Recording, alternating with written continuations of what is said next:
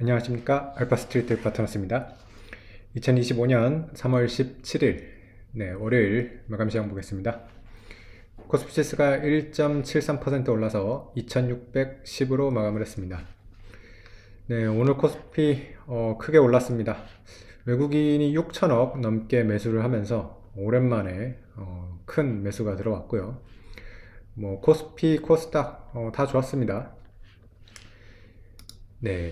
금요일에 일단 미국 증시 드디어 좀 크게 반등을 했어요. 다우가 1.6% 올랐고요. 나스닥은 2.6% 상승을 했습니다. 미국 증시 하락이 워낙 깊어가지고 상당히 걱정을 많이 했는데 그래도 금요일 반등은 제법 반등 폭은 꽤 나왔습니다. 근데 아직 미국이 좀 추세적으로 반등을 했다기보다는 일단 반등이 이렇게 하루 정도는 계속 나오기는 하는데 다음날에 바로 다시 빠지고 그래가지고 좀 연속으로 반등이 나오는지 좀 지켜봐야 될 것 같습니다. 지금 미국 선물 같은 경우도 이렇게 또 약간 빠지고 있어가지고 만약에 이래 놓고서 또 다시 급락이 나와버리면 미국 주식 하락이 멈추지 않는 거라서 여전히 경계감은 있는 것 같습니다. 어쨌든 미국 증시 워낙 많이 빠졌기 때문에 좀 양심적 반등 이런 게 나온 것 같고요. 그래서 좀 반등을 일때 주도할 때 항상 이제 반등이 크게 나오는 그런 종목들이 있어요. 확실히 미국에서는 엔비디아가 그래도 대장은 대장이다라는 생각이 듭니다. 엔비디아가 5% 넘게 상승을 했고요. 120달러대까지 올라오면서 그래도 확실히 가장 주목을 받는 그런 회사라는 것을 보여줬고요. 다른 빅테크들도 다 올라오긴 했습니다. 테슬라도 3.8% 올라왔고요. 마이크로소프트 2.5%, 메타도 2.8% 올라왔습니다. 파란티어 같은 경우도 8% 반등을 하면서 대체적으로 다 반등을 했습니다.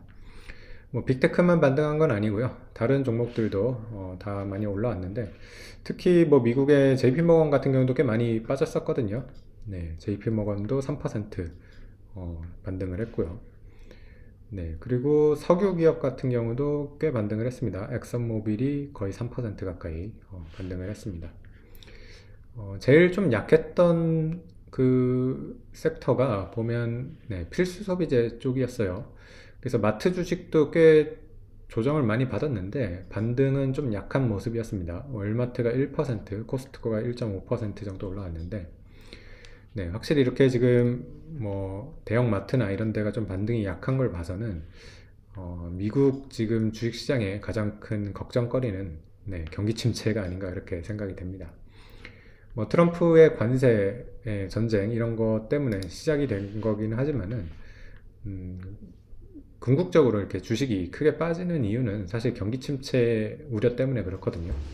경기 침체가 실제로 나오면 주식시장은 상당히 조정을 크게 받기 때문에 이런 거에 대한 걱정이 가장 크다고 이렇게 봐야 될 것 같습니다.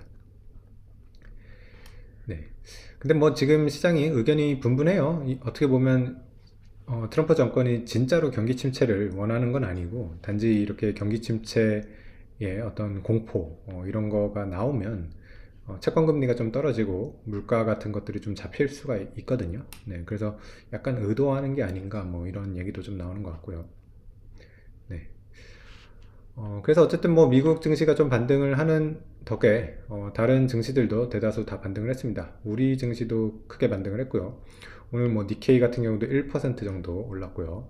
그리고 유럽 증시 같은 경우도 1.4% 이렇게 반등을 했습니다. 오늘 우리 증시 같은 경우는 일단은 이끌었던 종목들이 삼성전자, 삼성전자가 5% 오르면서 상승을 좀 주도를 했습니다. 삼성전자가 이렇게 좀 크게 움직이는 경우가 잘 없었는데 5% 상승은 상당히 좀 놀라운 것 같습니다. 워낙 많이 빠져 있었고 삼성전자 거의 움직임이 없었기 때문에 횡보를 굉장히 길게 했죠. 그래서 얼마든지 올라올 수 있는 그런 상황이긴 했는데 지금 낸드 이쪽 시장도 조금 돌아서고 있고요. 또 메모리 이쪽 이제 레거시 반도체들이 조금 가격이 올라오는 그런 것들이 보이니까 좀 반등을 좀 자신감 있게 이렇게 하는 것 같습니다. 네. 근데 이제 삼성전자 같은 경우는 워낙 뭐 가치 지표로는 굉장히 싸요. 지금 올해 말에 예상 지금 BPS가 거의 6만 원 가까이 되거든요. 6만 원 정도를 가도 사실 PBR이 1배 정도밖에 안 된다는 얘기입니다. 그래서 뭐 6만 원을 회복을 해도 사실 이상할 게 없는 그런 수준이고요. 뭐 PBR이 1.2 정도까지 회복이 된다 그러면 한 7만 2천 원 정도까지도 볼 수 있기 때문에 조금만 좋은 소식이 나와도 네, 좀 올라갈 수 있지 않을까 네, 그렇게 생각이 됩니다. 네, 뭐 상대적으로 하이닉스는 오늘 0.7% 오르면서 조금 부진을 했고요.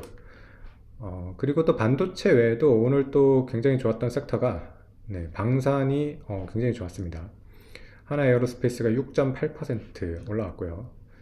네, 그리고 현대로템 같은 경우도 7% 상승을 하면서 현대로템도 지금 사상 최고치 계속 경신을 하고 있는 그런 상황입니다. 네, 그래서 뭐 방산주들이 다 좋아요. 한국항공우주 같은 경우도 오늘 거의 11% 가까이 오르면서 95,000원에 마감을 했는데 한국항공우주 같은 경우는 아직 사상 최고치 경신을 하지는 못했거든요. 이게 이제 2015년에 10만 6,500원이 사상 최고치인데 지금 대다수의 방산주들이 다 사상 최고치를 경신을 하고 있는 그런 상황이라서 한국항공우주도 이번에 또 경신을 하지 않을까 네, 그렇게 기대를 하고 있습니다. 네, 그리고 코스닥도 좀 괜찮았던 이유가 바이오가 상당히 좋았어요. 특히 오늘 알테오젠 같은 경우는 장중에 계속 보합에 있다가 네, 호재가 터졌죠. 보면 1조 9천억 규모의 기술 수출이 된다고 합니다. 아스트라제네카랑 이렇게 계약을 한다고 그러니까 이제 확실히 우리나라 바이오 회사들이 이제 글로벌적인 그런 경쟁력이 있다고 이렇게 보여집니다. 저번에 이제 유한양행의 렉나자도 그랬고요. 지금 코스닥 시가총액 1위인 알테오젠 같은 경우도 이렇게 좀 보여주는 게 있다 보니까 네, 오늘 12%나 이렇게 상승을 했습니다. 오늘 바이오가 전체적으로 다 그래서 분위기가 좋았는데요. HLB도 5%가 올랐고요. 리가켄 바이오도 4% 이렇게 상승을 했습니다. 네, 그래서 뭐 오늘 같으면 참 국내 투자자들이 상당히 기분이 좋을 것 같아요. 네, 이렇게 국내 주식이 잘 오르는 날도 있습니다. 네, 그래서 정말 뭐 몇 년을 이렇게 죽어 있던 시장이었는데 그래도 조금 꿈틀거리는 그런 모습이 나오고 있어가지고 이런 것들이 좀 더 지속이 되기를 바랍니다. 일단 외국인이 뭐 6천억 샀는데 이게 좀 지속적으로 계속 매수가 들어와야 될 것 같아요. 이렇게 하루 이틀 오르다가도 또 다시 이렇게 파는 경우가 많아가지고 아직까지는 좀 외국인의 어떤 지속적인 매수 이런 거는 보이지가 않고 있어서 네, 좀 연속적으로 이렇게 좀 사는 모습이 나오기를 좀 기대를 하고 있습니다. 네, 오늘 시장은 여기까지 하겠습니다. 감사합니다.